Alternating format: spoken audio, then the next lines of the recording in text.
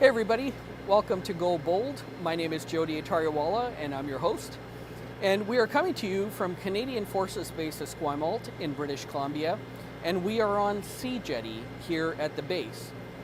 Behind me is His Majesty's Canadian ship Max Bernays. And HMCS Max Bernays is a Harry DeWolf-class Arctic and offshore patrol vessel, and it is the newest ship in Canada's Pacific Fleet. The Harry DeWolf-class is a multi-role vessel.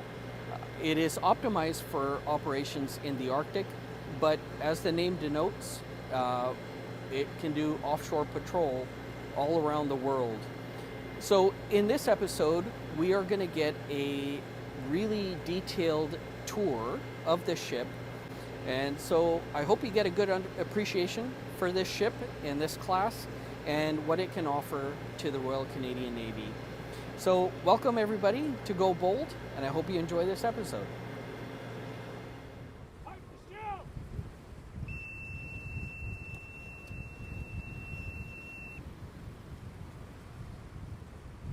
Commodore Macer, talk to me about the significance of the Harry DeWolf-class ship and the fact that now this is a new type of vessel on the Pacific. It's multifaceted for sure. The Canadian Pacific Fleet has 5 frigates in it, so 5 large surface combatants.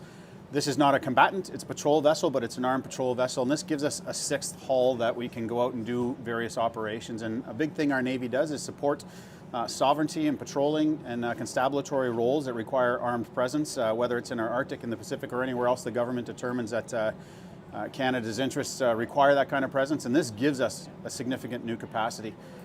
The inherent nature of going up to the Arctic means that they have to have extreme range. We want minimum crew on board for supportability, and this vessel will bring that capacity. So whether we use it in the Arctic, whether we use it in the Pacific, down in the south, it doesn't really matter, but it brings a capacity to put people to sea, to have Canadian presence in waters that we haven't been able to get to, or that we're struggling to get to with only 5 frigates. So it's a very important day. But you can see it throughout the ship as they're starting to personalize and give the ship personality. But Max Bernays was a World War hero who was the coxswain on board HMCS Assiniboine, saw action against a U-boat. The U-boat was forced to surface and got into a gun engagement, and actually Max Bernays in the wheelhouse on the ship came under fire. There was fire raging around, smoke. He got all the other people out of the wheelhouse to safety. He stayed on the ship, answering the bridge conning orders until they were able to actually take out the submarine by ramming. And so that's why he's been recognized with medals of gallantry, and why he was named, the ship was named after. These vessels were not designed as heavy icebreakers, and we don't call them icebreakers necessarily, but they're capable of breaking a significant amount of ice. They were designed to break about 1 meter of ice at 3 knots. We've seen them break almost 2 meters of ice on regular occasion, first-year sea ice, not multi-year ice. But right now, the Northwest Passage is clogged with multi-year ice and very heavy ice conditions, and so the vessel wasn't designed to do that. So initially, if it would have been delivered earlier, or if it would have been delivered later, my preference was not to deliver it later, get it on this coast, get it ready for RIMPAC and other things, instead of delaying to do a Northwest Passage. But right now, the plan is to send it up into the Arctic this summer. And I think you're just going to see the capability grow. I explained to the U.S. Coast Guard in San Francisco that these are like a utility pickup truck. They have certain inherent capability, but their real capability is that you can put almost anything you want on these vessels and modify for what you need. And so whether that's humanitarian aid, disaster relief, whether that's working with the Rangers, whether it's working up north, in RIMPAC we're actually putting surgical teams on board and exploring HADR, and we're going to be operating with helicopters off the flight deck, not embarked, but being able to land and support in the HADR role at this point. But you're just going to see more and more capability added to this ship over time that we didn't really realize 10 years ago that we might have needed in this era of global competition and great power competition, but it's just going to expand over time.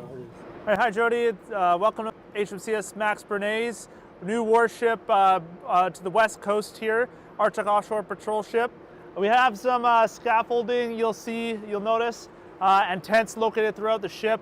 We are in a short work period, so we're getting a lot of maintenance done in preparation for us to go to sea, which is quite normal, and we're getting ready for our next phase of our program. What I plan to do is I'm going to give you a tour of our ship. We're going to start down at the quarterdeck, and we're going to make our way up to the bridge. So this is the quarterdeck on HMCS Max Bernays. To the left of me here You have the LCVP, which is a landing craft on board. Its max speed is 20 knots. It's designed to take on board extra equipment that we can use for landing on a beach and doing beach landings. You'll see that forward of that is the vehicle bay, which we'll go to later to check out where we can place our vehicles. But in theory, we can place a truck in the vehicle bay and then lift that truck onto the LCVP and then land it ashore. And Steve, our viewers might be wondering that this is a relatively new ship, yet there's a lot of work going on, as we can see in the background. Explain that a little bit so people don't get a misunderstanding of what's happening here. So right now we're in a short work period, and during this short work period, all the work and maintenance gets done, so the ship's ready to proceed to sea. We're sailing in 2 weeks' time, so we're in that final throes where we're trying to get the ship ready to go, and that's why you see all these people dragging hoses and stuff. When we get up to the flight deck, you'll see even more. Yeah, so going on to the back to the quarterdeck here, we've got 3 payload positions. So you have to understand we're a constabulary vessel. So our strength and power comes through what we can bring in terms of utility. So what a payload position is a spot on the deck where we can strap some piece of equipment, and with that equipment we can use it for some sort of a function. So for example, we could put some Hatter sea containers on board, or we could put on a towed array system on the back, or we could put on a side scan sonar, or maybe even a bottom object inspection vehicle, extra cabins for people to sleep in. So the payload positions are really used for multi-purpose, and it makes us very modular. And so on the quarterdeck here, we have 3 spots. We also have 2 or 3 spots on the flight deck. So there's one here, one in the middle, and then one on the other side of the LCVP. And to facilitate getting things on and off this ship, we are standing right next to a large crane. Yes, and so you can see the crane. We've actually have it hanging off the stern of the ship right now. That's our large 20-ton crane. It's designed to launch our LCVP. We can launch it while we're at anchor or alongside in calm sea states. It can also be used to reach over onto the jetty so that we can, instead of having to have crane support ashore, we have our own crane that can service to our quarterdeck and possibly even our flight deck, some parts of the after section, depending on what the load is. It's smart design, right? It allows you to be independent and hopefully just more resilient as and you'll notice that with a lot of things on the AOPS class is that we're designed to be independent and operate for long periods of time without support.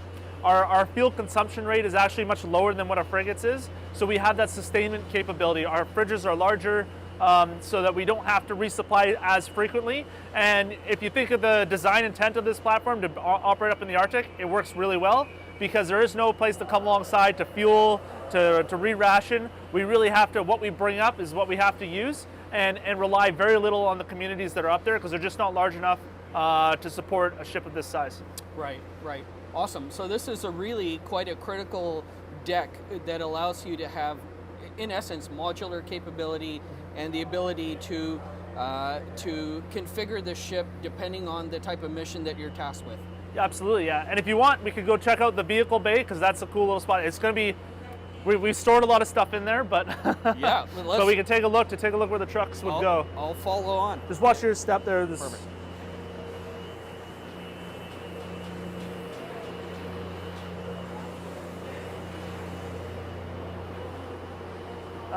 You know what? We'll go through here.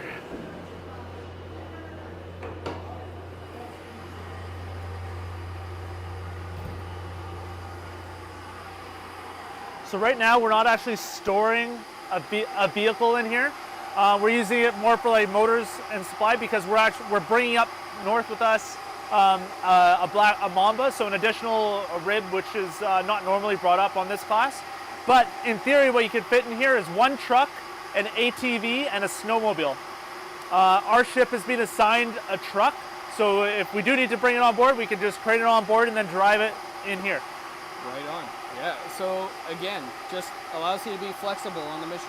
Absolutely. And this is not this is the first time any of our ships really have had this capability to be able to bring actual vehicles on board.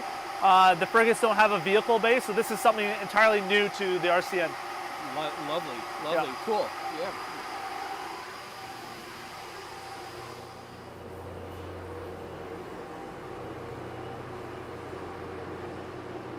So once again, this is the third payload position back aft. You'll see the 3-ton crane, which we have as well. And that 3-ton crane is designed there for use with that payload. What we'll be using it for is we'll be placing a small black mamba, which is a rib with an inflatable bottom that we can use for beach landings, which really helps up north because a lot of the places you want to get to, you have to beach a boat. You can beach with this thing, the LCVP, the landing craft as well, but it's a lot larger and takes it's a lot more effort to launch. So if we were to do something smaller, we would just use our Mamba that we're bringing up. Right. Cool. Right, we can move forward through the. Hopefully, it's quieter indoors.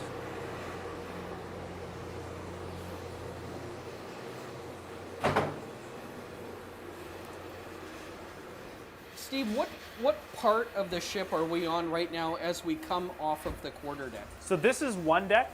Most of our engineering spaces are directly below us. Okay. The types of events that go on here, so we have the MCR, the machinery and control room.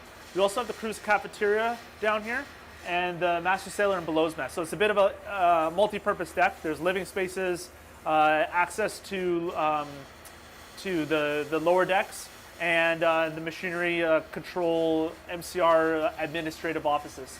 Additionally, we have what's called the embarked forces accommodation here. So our ship's crew is 65. We can take that many people in our normal accommodations, but if we want to be mission fit for having a helicopter, a MIO, so Maritime Interdiction Operations team on board, we could put them in this 20-person mess here. And so it's called the embarked forces. So we're not going to go in there because it's there's a lot of people living in there right now. But the idea is that if you bring the mission that you want, the mission set skills that you have on board in order to conduct the mission. So for us, for RIMPAC, we're bringing a medical surgical team on board. And so they'll be living in here and supporting the sick bay with surgical capacity. Awesome. Can we take a quick just peek in there? Yeah, like we sure. did? Okay. Yeah. So it's just configured for all the different people that you might need as needed. Exactly. Right on.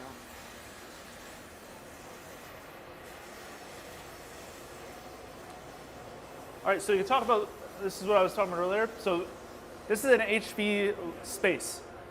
So high voltage. This differentiates us a lot from other platforms because it's a new secure or safety measure that we have because the ship is run by 4 diesel generators which provide a lot of power, which means that we need to be concerned about arcing.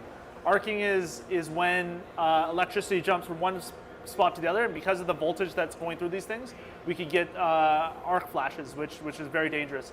So we try to limit the people that enter these spaces, and everybody on board has to take the HV Aware course in order to even just come on board and work, including the contractors and anybody who from the ship's company.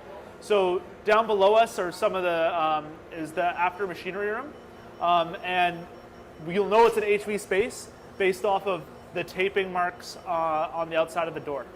Right, and how many of these high voltage spaces are on this ship in relation to, if you were to say maybe percentage or whatever, are there many of these spaces that you have to be aware of, or just kind of a few? On 2 deck and below, it's probably about 2/3 of the ship. Okay. So there are some spaces on 2 deck and below which are not, but the majority of them are HV spaces. Right. Yeah. Right. Okay. Interesting. So now let's see if we can get you into the MCR. They're actually doing a basin trial right now. Sure. Basin trial being testing the propulsion of the ship while we're alongside to prove mechanically that we're able to operate at sea. Okay. So they are busy in here, so Sure. we'll just try to. For sure. Yeah. But are we able to step in and just watch? Yeah. The language might fly a bit, sorry. Yeah, that's okay. You guys do what you need to. So right now we're in the MCR. They're conducting a basin trial on board, and what we're really trying to prove is that our propulsion system is able to be functional, so that when we go to sea, we don't have any hiccups.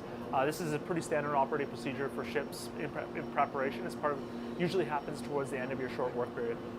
And so here in the machine control room, the MCR, this is essentially where you control most of the ship's electrical, or I guess machine functions, right? Yeah. And so how does this ship differ from perhaps other ships in the Royal Canadian Navy in terms of the way that it's the propulsion? So the difference with this MCR compared to other machinery control rooms is we can theoretically operate this with nobody crewing this position. It's because throughout the ship there are stations which the engineering watchkeeper can monitor, and so it's a lot more remote than what our other ships are. We also have our up forward here our battle damage control system, so we can monitor DC and firefighting responses. Okay, excellent. And we'll just take a quick peek. Absolutely. Back there. So like right now, it's ready to go all started. This should disengage shortly after firing up. Yeah, it should stay disengaged. So right now, this is going that. Waiting for it to like see. All the auxiliary fans are running.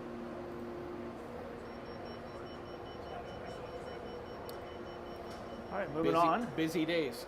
Very busy.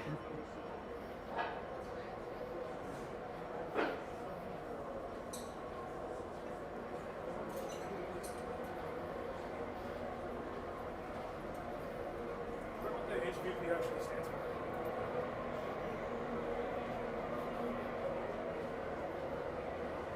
All right. So this here is the crew cafeteria, which differentiates from the frigates, because we don't actually have what's called the crew's cafeteria on board, like a all-purpose type mess. So everybody on board will come here and eat, unlike in the ward or the MCDs or the frigates where you eat in your respective mess. It enables the cooks to be able to serve from a steam line, which is inside of the crew's cafeteria. And it's actually quite well laid out and designed, and I think it's probably going to be the way of the future for RCN ships as new ships get rolled out. I think other navies are doing the same thing as well. Yeah, it just kind of centralizes everything in one spot, right? Exactly, and the lounges still exist, so there's still a wardroom, chiefs and POs mess, and a junior ranks mess. It's just the function of eating is now all co-located. Right. And how do you feel about that, Steve? Because previously, there's a hierarchy where the officers kind of eat together, et cetera, et cetera. This is kind of a more of an inclusive kind of method. Yep. What are your thoughts? So you know what? I think it's a positive step forward. With the removal of stewards, that function of, especially on the frigates, of serving in the wardroom no longer exists, and so we can reduce our crew size in order to serve everybody all together, and so functionally it makes sense. And as long as people are mature about it, we come in here just for function of eating, and it's a good time just to get to know your crew better. And the smaller crew size, that's actually quite nice and handy, because then you get to know your people and you can support them better, because who knows what conversations will take place in here, and some of them are very positive and beneficial to the ship's morale, to be honest. Yeah. No, totally. Yeah. I think it's a great idea. And then obviously, for the galley staff, this just makes it easier for them to do their job as well. Absolutely, and even for the mollies as well. So let me go show you how we got it set up back here. But okay.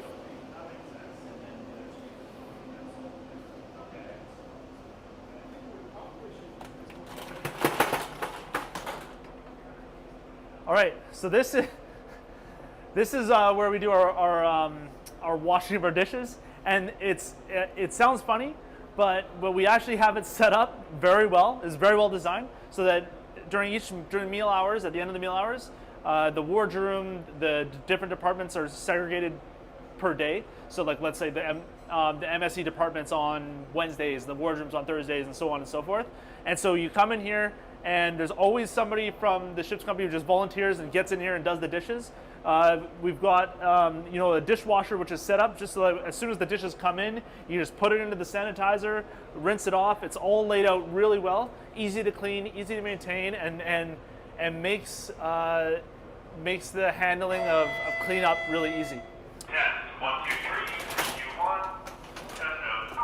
And it's obviously configured right. So as you eat and you come out, you drop your dishes off there and carry on. Absolutely, you can really tell like the design there wasn't for the frigates.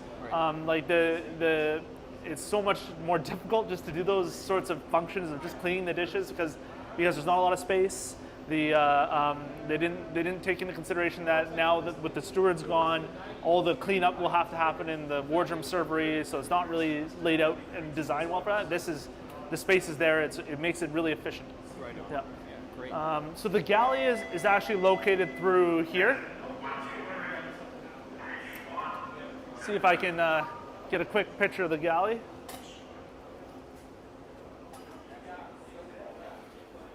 So it's quite a large galley. Once again, the layout is very efficient for the cooks. But the bigger thing is that all of our fridges and stores are located right there. So instead of on other classes of the ship where the fridges and stores are very far away from where the galley is or down different decks, here, like you see, they just walked into one of the fridges. They're all right there. So it makes storing the ship really easy. It also makes getting all the necessary rations for cooking much easier as well. Right. So you don't need like a bunch of the ship's company to come and support that stuff. Sure. So we'll walk through here. Sorry about the gash on the deck. Yeah.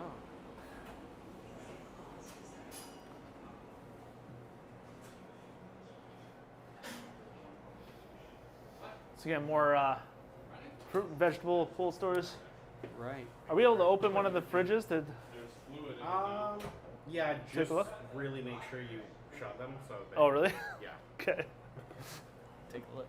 Yeah, they don't like swing shut. If you don't push it all the way, it won't shut. Oh, okay.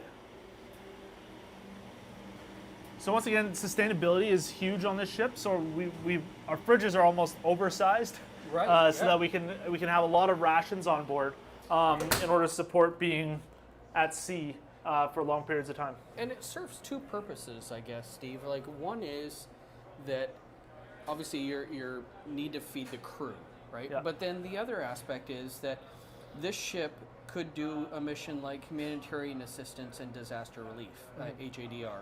And so in that case, you need to be able to help support people. And if you bring additional people on, you need to be able to feed them. Absolutely. Yeah. So yeah, it seems like there's been a lot of thought that's gone into this. Totally. All right, so this is our forward section base here. This is where we will do a lot of our damage control support. So people will come here, get dressed in bunker gear, which is located over here, and be able to be briefed by the attack team, the damage control section base leader, who's in this room here, and then they go off to the fire and either act as a boundary or attack team. Right, and you remember what it's like to be a boundary. Been there, done that. Been there, done that.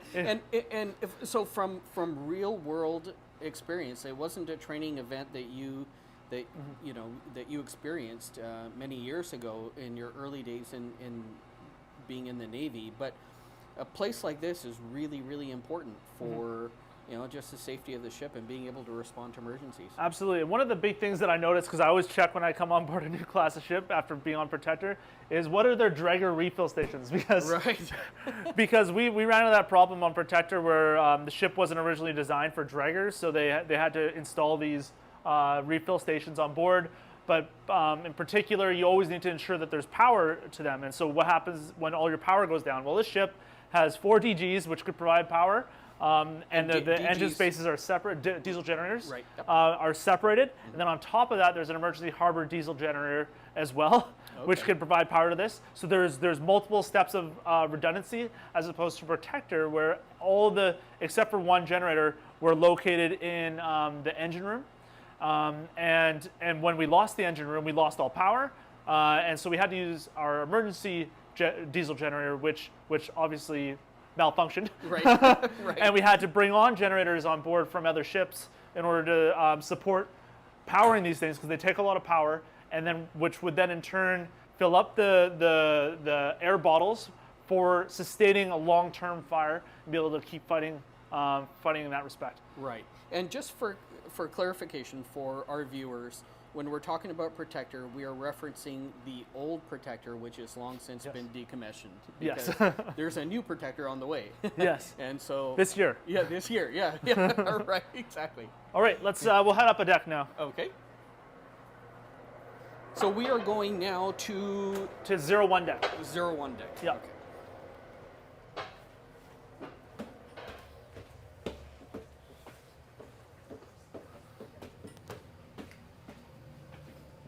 If you want to look at the Ah, yeah.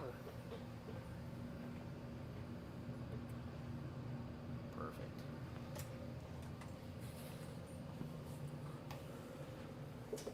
Okay, so we'll walk forward here. So this is where the master sailors and below have most of their cabins. Okay. Nice thing about this class of ship is that these cabins actually all have heads and wash places in them. In addition, there's more wash places over here. So they've really thought out the living situation on board this class of ship. Right.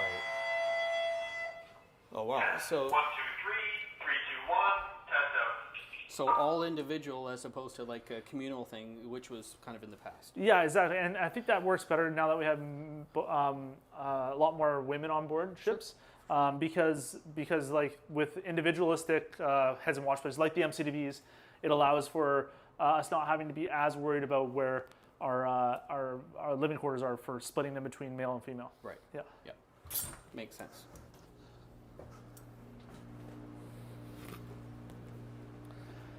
This is the forecastle.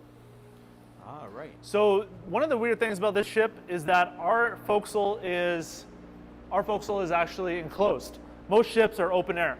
So all of our seamanship for anchoring or for coming alongside is located here.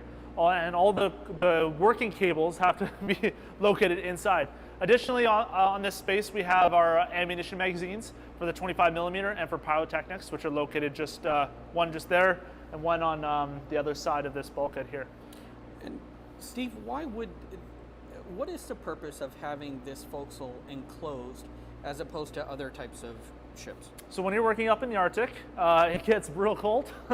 Right. And because it gets so cold, we've enclosed this forecastle so that the working equipment can remain de-iced, and the people.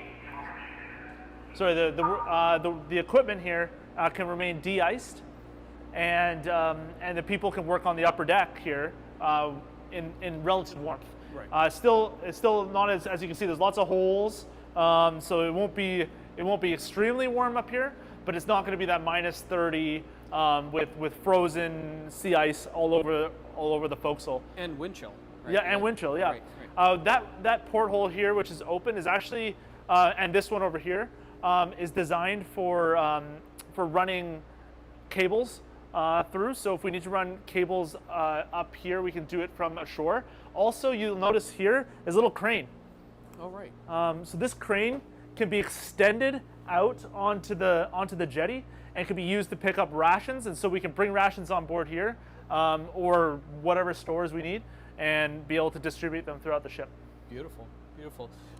So I think some of the viewers that are aware of some of the teething problems that the AOPS has had might be aware that there was an issue of water collecting in this space. Mm-hmm. It's no secret to anybody. So, but there has been some solutions to work around that. Maybe you could just explain the issue and some of the resolution for Yes, so you're probably referring to that National Post article, which you saw a huge bunch of flooding water all over the deck. Right. That is this space here. So a lot of people confuse that for an interior space. Right. This is an exterior space. Right. And so like, although flooding is never good, Sure. what was happening was some of the water was ingressing through some of the anchor hole, not holes, but I forget the word, but anchor, where the anchor goes out, Sure. ingressing in, causing a bit of flooding. Wasn't the design intent. They needed to release the water. So I believe that has been rectified, or is being rectified on all the Harry DeWolf-class ships.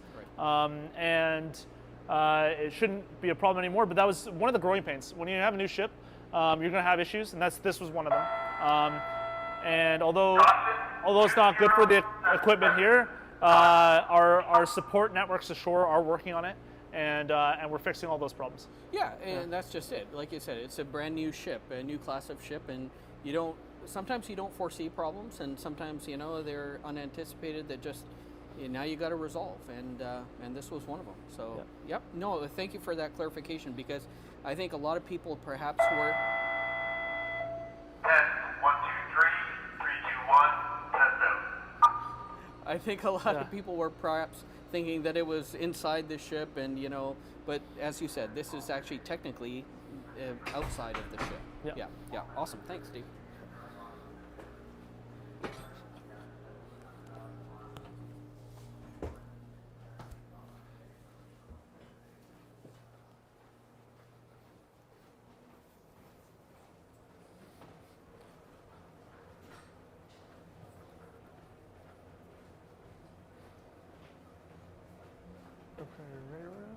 Is this one?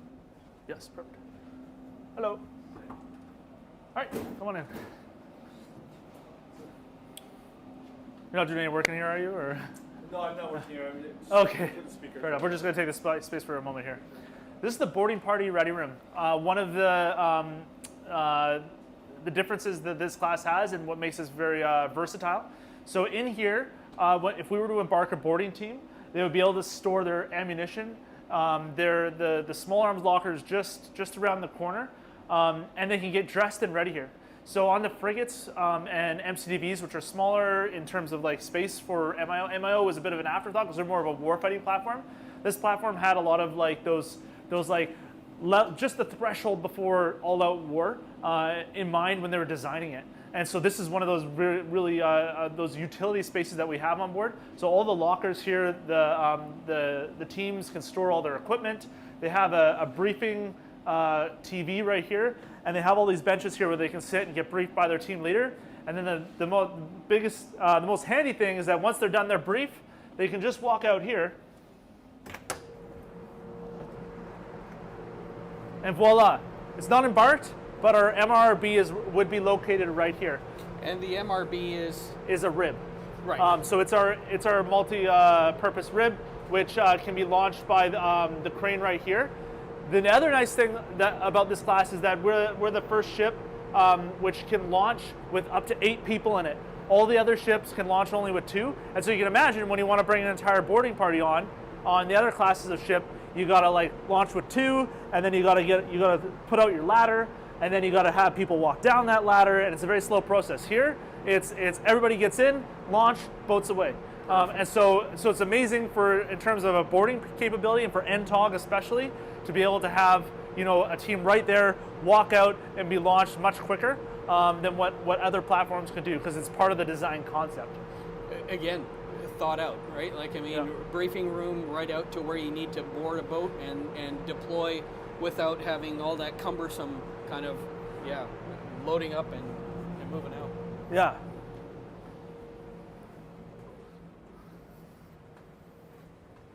I'll just kind of put a plug in for this here. So a lot of people ask, why is HMCS Assiniboine here? Max Bernays was the coxswain of HMCS Assiniboine during World War II, and he's the namesake of our ship. The story kind of goes as follows. World War II, there's a U-boat that's out there. Test 1, 2, 3, 3, 2, 1, test out. Max Max Bernays and HMCS Assiniboine is trying to fight this U-boat. They get into a battle. The U-boat has to surface. The Assiniboine is firing at it, but it's below the guns of the ship. Back in those days, when U-boats surfaced, they actually had a gun on top, so they were firing back at Assiniboine. They actually fired and hit the entire bridge, and the bridge was on fire, and there were still bullets coming in. He grabs the helm, takes I think 127 conning orders from Commander John Stubbs, or something along those lines, and drives the ship. And they go and they ram the U-boat, which eventually sinks it. And then they have to recover all the prisoners that had to evacuate the sub. And so he, because of his actions, we've chosen his name as the namesake of this ship. Very fitting. Very fitting. And this is the battle board for HMCS Assiniboine, all the battles that it was in during World War II. Right on. Never unprepared. Love it. Our motto is actually undaunted by fire, because of the fire that was on the bridge while he was driving the ship. Very cool. Okay, let me see if I can get you in here. Okay. We're just going to take a quick tour into the sick bay. It's much larger than what's on a CPF, and there's a few things we could take a look at.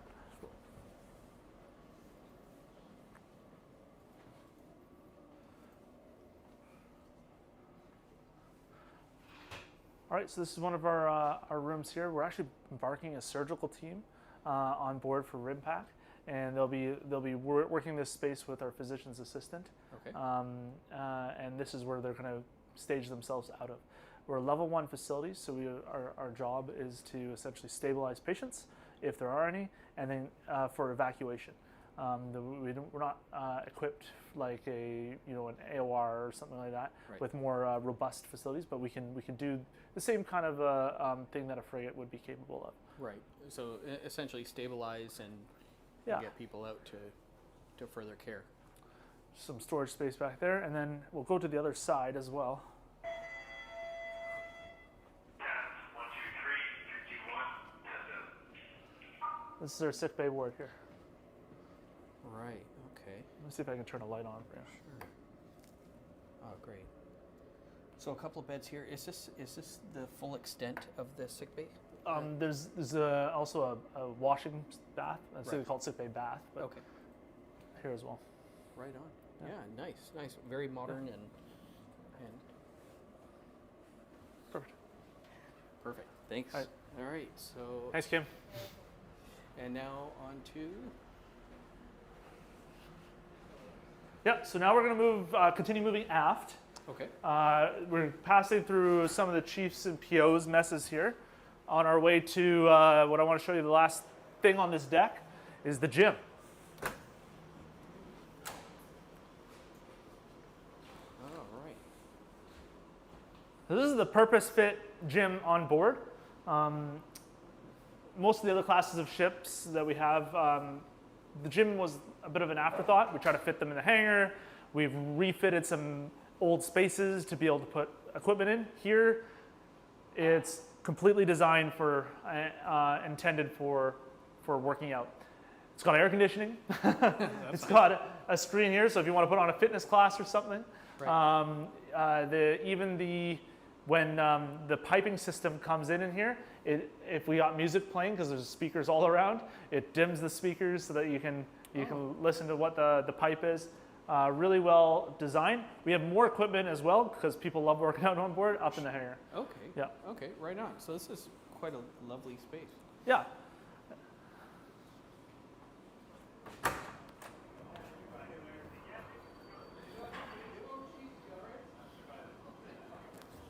Dangerous. Oh, you didn't bring the patches down? I brought you up. Did you already? Oh.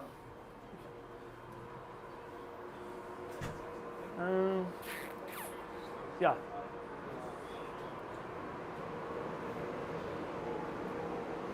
So we'll go up to the flight deck next, but you'll get a good view of the quarterdeck from here. Right. And there is that landing craft that we saw from the quarterdeck. Yeah, you'll note there's also a crane on board there. There's cranes everywhere on this ship. Yeah, and here's actually a really good view Yeah. of the larger crane. I guess the main crane. The for 20-ton this, crane. The 20 Yep. ton, right? Yeah. Yeah, perfect. And there's another crane even right here, which comes across on this T-bar. Okay. And that's for lifting up and supporting operations with the LCVP. Interesting.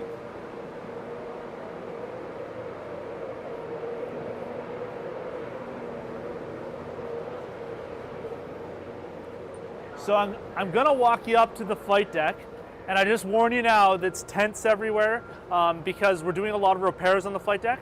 Our intention is to become the first AOPV with its a ship without air deck qualification to land helicopters. And so we're really pushing forward with this. And some of the work on the flight deck, some of the paint was peeling, and so we're just redoing the paint in order to make sure that everything's safe when helicopters want to land. Awesome.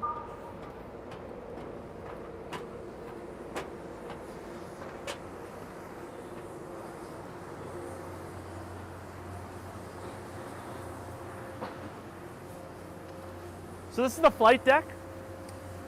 It's very large compared to a frigate, so much more space. It does have tracks for RAST equipment. However, we're not fitted with the RAST currently. That being said, you don't really need a RAST until you bring an air department on board, and we're just not there yet. We're still working the kinks out to figure out, okay, how we're going to put an air deck, because there's a lot of equipment which we just need to test to make sure is good to go. And it's kind of like taking baby steps. You got to work with your ship without air deck first. Once you have that capability available, which is what we're working on, then you can move to the next step, which is bring a full air detachment on board and be able to do full-on air ops on board this platform. Right. It's actually part of one of our one of the items in True North Strong and Free, the new document which come out, is getting the AOPS capable of embarking air debts and working with a helicopter. And we're hoping to be a piece of that solution. Right, and that's Yeah. our North Strong and Free. You're referencing the defense Yes. policy update. Yes. Right. Yeah.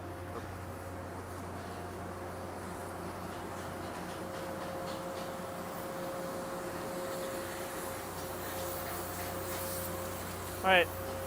So this does give a good sense of the size of the flight deck. It's quite large, and so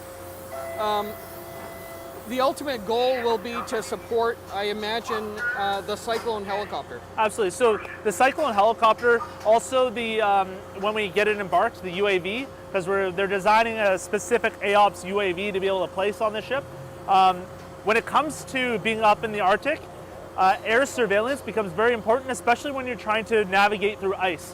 When you have the ice fields that are out there, you want to know which path the ship should go through in order to avoid the heaviest ice and be able to go through the more thin ice, or finding just open ocean. We do get charts provided to us by ice services, but there's nothing better than having a helicopter or an eye in the sky to get the latest and greatest detailed information. Right. There is no torpedo magazine on board this class, so we're not designed for underwater warfare purposes.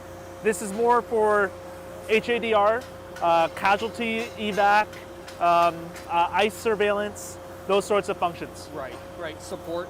Yep. Right. Yeah. Excellent. Okay. Up there, we'll go up there later. That is the FDCR, the Flight Deck Control Room.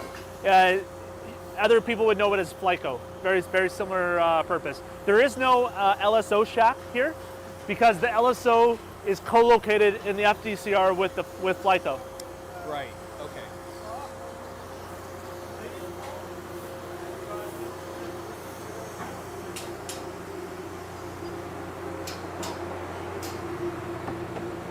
We'll just head into the hangar right now.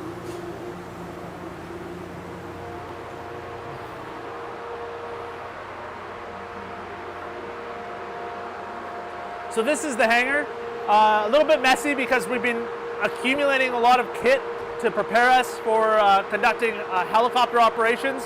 Things from chocks to lashings to you name it. We're getting ready. So we're doing the last stages of preparation in order to conduct these helo ops in a week and a half's time. Okay. Additionally, you got more workout equipment here. You'll notice around the top we have like a mezzanine deck, which is something that you wouldn't have on other classes of ship. It just enables work to go aloft on the helicopter easier, and gives you a different angle and perspective from up there.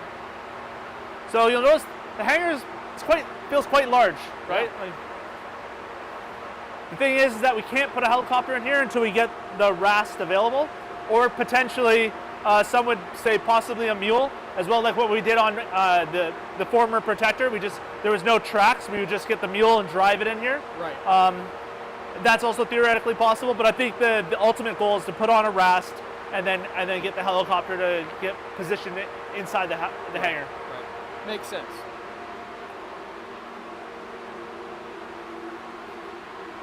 Hey, yeah, we'll go for it. We've just been ranging our hoses for helicopter firefighting, which is why the hoses are all over the deck. Master Sailor Lang, 2077. Master Sailor Lang.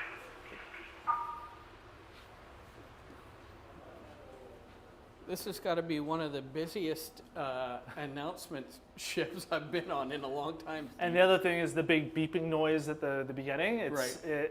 It's something I've now gotten used to, but it took a month or two. We don't have that on other ships, and yeah. All right, perfect. Nobody in here. Perfect. So another one of those multifunctional purpose spaces that we have. This is the ship's briefing room. Okay. The nice thing about this room is that we actually have some high side equipment which could get piped down here if we wanted to, so that we can give this space to, I don't know, teams that would need to work on a more classified level. Sure. We're not kitted out for that because we're not needing it, but it is possible. So it's one of those spaces which could be really used if we needed to function with another governmental department space. We'd give them this; they'd be able to have their own briefing space here. Right. Cool. Again, really thought out and plenty of space to be able to do multiple missions. Absolutely, right? Yeah. I know you didn't get that. If you want to. Right. This.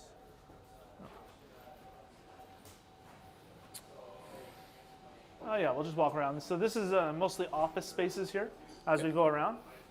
I'll let you get a good angle of the forecastle from here as well.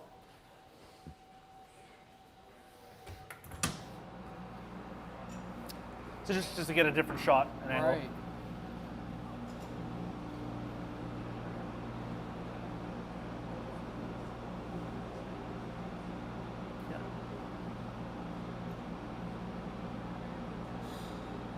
Thank you. Yeah. I can definitely see how this you would want this enclosed in the Arctic. Oh, absolutely. Yeah, it can get cold out there. Yeah.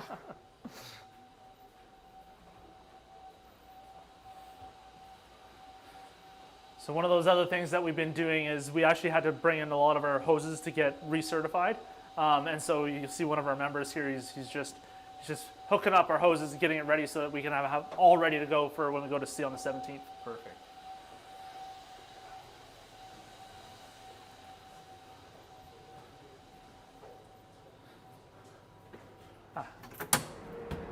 Another view of where the MRRB goes if you want. Right, and that being the multi-role boat. Yes. Right. Perfect. Excellent.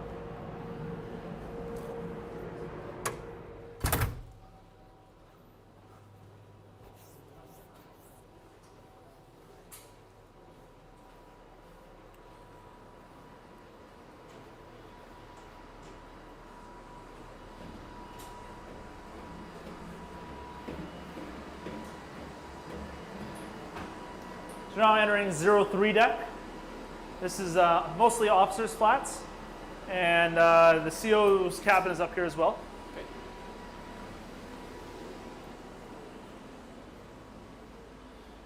This is a good example of a cabin here.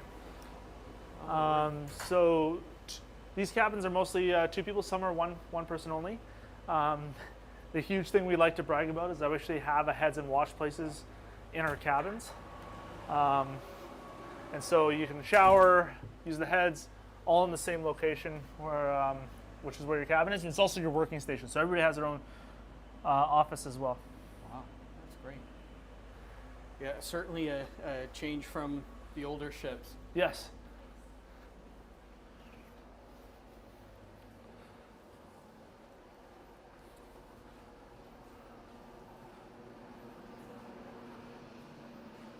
This is the wardroom. So this is the officers' mess on board. And this is where, when we had Princess Anne on board, where we actually had one of our fancy dinners with her. Okay. We also had Princess Anne. We gave her the CO's cabin, Sure. and she got to sleep there. And then all of her staff kind of took over all the officers' flats, and this is where her like headquarters was while she was on board, essentially. Nice. Yeah. Nice. And so, otherwise, this would typically be where you guys have your downtime. And Yeah, absolutely. Officers' lounge, the downtime. This is where we hang out. We got the TV. You got behind you our bar, where we have beverages and coffee and whatever we need. Fortunately, our ice maker's out of order, but we'll fix that. You'll fix it. Yeah, exactly. Yeah, Yeah, this is a lovely space. yeah, and natural light. Yeah, that's Yeah. different from a frigate, isn't Yes, it? absolutely. Yeah. Yeah, it reminds me more of Protector, honestly. Like, because we in our wardroom we had natural light as well, so Right. Right. feel yeah, this is- at home here. Yeah. Yeah. So where are we heading to now? All right, so we're heading up one deck to the, I think it's their foredeck now, and that's to the bridge. To the bridge. Yeah. Awesome. And actually, we'll stop by the multi-purpose operations space on the way. Oh, great.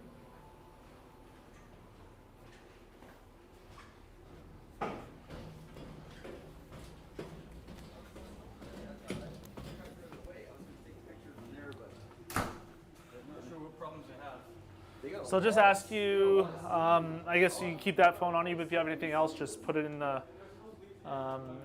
little pockets here. Sure. So this is the multi-purpose operations space. This, instead of an operations room like what a frigate would have, this is essentially our operations room.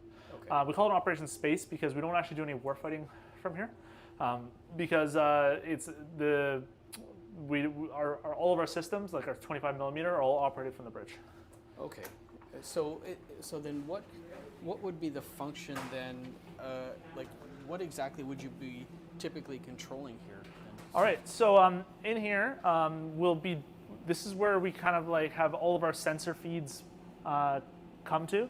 So we have two CMS consoles, both work unclassified, and these are the consoles which will take all of our radar feeds, AIS feeds, all the information. We'll collate the information and they will be able to be fused together so we can see like a tactical picture of what's going on around us. We also have our secure feeds will come into this space as well for working on secure networks and classified networks. Okay. We also have the ability. So we have two spots here. One is for our is for what we call Sea Guard, which on a frigate would be called a track soup. And they're the ones that are always in here. They work with the officer of the watch in order to support collision avoidance and provide like the MPOS support. So there's somebody crewing this position at all times. Okay. If we're working with the helicopter, we can have a SAC, a shipboard air controller, located here, which is why there's an extra comm system here to be able to speak to the helicopter, so we can coordinate with the helicopter from here. Okay. Behind you, we have our CS&I workspaces. So on other ships, because they were designed before the age of computers, we didn't have any workspaces. But they actually decided to put in a bunch of extra workspaces on the ship, including in the ship's briefing room and other places, so that everybody has access to a computer almost at all times. Okay. And then over here is our briefing table. So we also use this as a briefing space as well. So when we close up for a special sea dutyman, before that we'll have a nav and seamanship brief in order to support like exiting and entering harbor, doing tow ops, razzing, flight ops, whatever. We'll brief from here. So the CO just sits there, and he has both of his team, all of his team lined up here in different chairs, and they will brief him accordingly for whatever the evolution that we're going to be conducting. Okay. Wow. So, yeah. So this is actually really kind of like the hub of of the operation side of this ship. Absolutely. Yeah. Yeah, nice.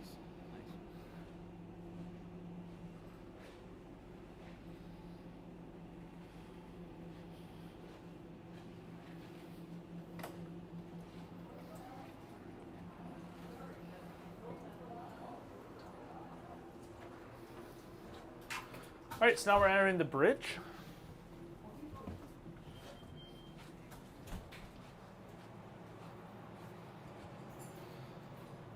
First thing you'll notice is very bright, and the second thing you'll notice is we don't actually really have bridge wings.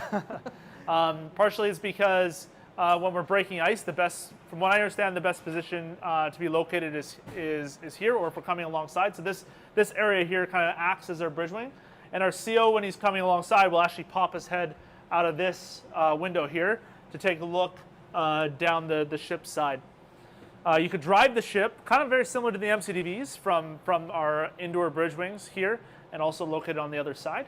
But our main helm console is actually just behind you over there. You can control the bow thruster from up here as well. So we'll usually have a helm, a throttles, and a bow thruster operator. This is a beautiful, large bridge, very, very unlike any of the other ships that are in the Navy at the moment. And you know what the third thing everybody notices? Over here, we have a coffee machine on the bridge. That's extremely important. So that's critical. Right, yes, mission critical. You know, middle of the night at 2 in the morning when you're standing on watch, in order to get a coffee and you know, get that caffeine fix, critical. It's so important. The other thing we have up here, this is our operator station for the 25 millimeter. Okay. So what we'll have is, if we close the 25 millimeter gun crew up, you'll have a bosun situated at this position here, and they'll be able to control the 25 millimeter gun, which is actually being worked on up on the forecastle there. This display here allows the operator to be able to toggle salvo sizes and all those sorts of things, but it also can have the EOIR camera, which is fitted on the gun, so that it can zoom in and look at what's being targeted at. And you don't even need to shoot. You could just use that as another sensor. Yes. Right? Like, Yes. Absolutely. One of the other interesting things about this platform is the ice radar that we have on board. So it's actually not technically a radar. Some people prefer to call it a processor. It uses, I think it's the X-band, not the S-band, but it processes the data from that, and it enables the ship to have a better picture of the ice that's out there. So we can see leads that are going through the ice. Ice is notoriously hard to detect with radar, and so this processing power enables us to see where, you know, potentially an ice flow is versus where maybe some more mushy ice is, or like less old ice, because old ice normally piles up a bit higher, while newer ice is sometimes flatter, and so we'll be able to see and pick those routes better using our ice radar. Right. We have another one of our sensors which is new to this platform compared to others, the forward-looking echo sounder, the FLES. Okay. The FLES. So most echo sounders, straight up and down. And when I was on the MCDVs, when we went up to the Arctic, the first what we were told is about only 25% of the Arctic's charted to modern standards. And so there's a 10 miles offshore, there's a contour line for 10 meters, and then the next depth sounding was essentially the land. So you don't know between there'd be dragons, right? We don't know the depths. Right. And so on the MCDV, as we were creeping up, we could only see what was directly below us. And so we got to the 5 meter point with our echo sounder, and then we're like, okay, put down the anchor. Right. Put down the anchor. Our person who's watching the anchor is like, anchor's on the bottom. We're like, how do you know? He's like, well, I see it from there. Right. So the forward-looking echo sounder, the FLES, is designed to actually get you a projection ahead of you, which is much more important in this class of ship, which is its maneuverability is much less than an MCDV. Sure. So the stopping distance is much further, right. And so that FLES enables you to see what the depths are, 100 yards or whatever it is ahead of you. Right. Pretty critical. Critically important. Okay. And so that's and the so bridge. this position here that we're looking at, this is actually the helm, right? Yes. So this is where you'd actually drive the ship, or a crew member would drive the ship. I believe this here, is the the bow thruster. That's the bow thruster, right? Yeah. And then I guess this is for the two engines here. Yes. Yes. He was actually just in a meeting. He said he might be a couple minutes late. So.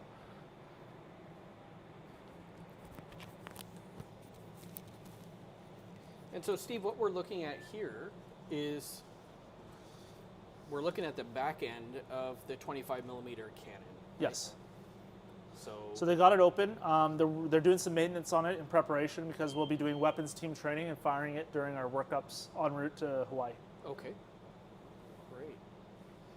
And so that is the largest caliber weapon that is on this ship. Yes, we have two 50 cals as well, but they're located back aft. Right. Okay. And so, in a typical day, how many people, or I guess on watch, how many people would be in this space? So during normal operations, you'll have, I believe, a lookout, a helmsperson, normally a second officer to watch, and possibly a navcom, depending on what we're doing.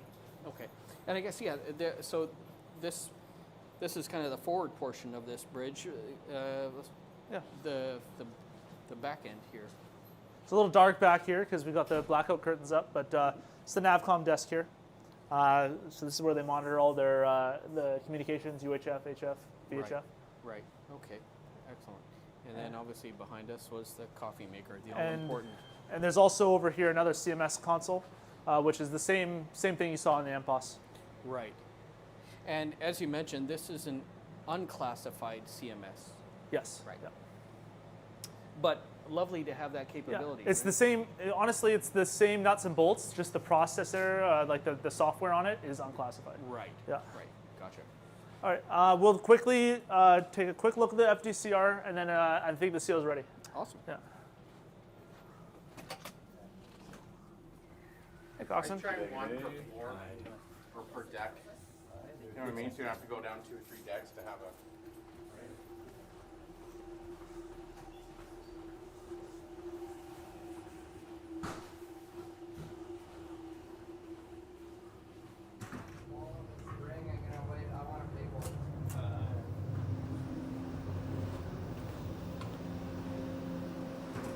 So this is the FDCR, the flight deck control room.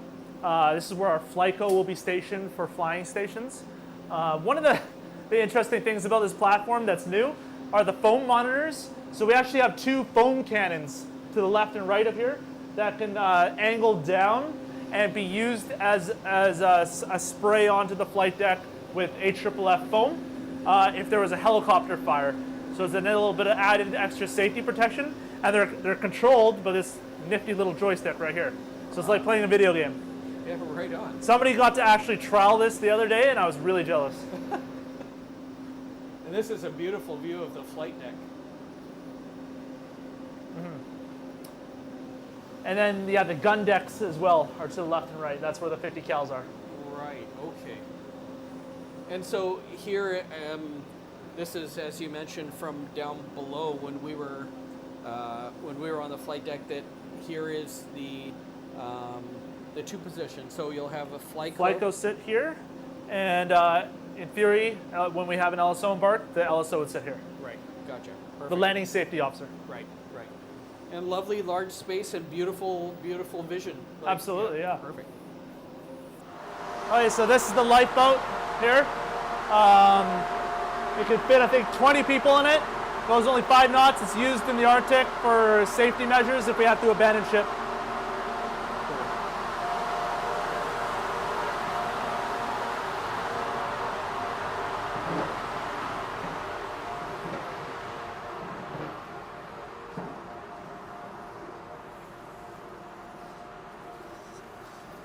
And we got 2 of them.